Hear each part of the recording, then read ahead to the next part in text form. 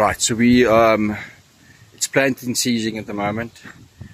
We just planted about 10 hectares of maize using the John Deere 4045R. We used an equalizer planter.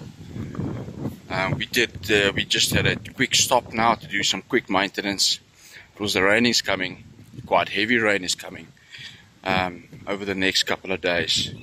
So we changed some of these discs, we cleaned up the bins, we changed the discs, we put in some new pins on the wheels, we empty all the containers, and we're gonna reseed at the next section that we're gonna plant. I did not plant myself.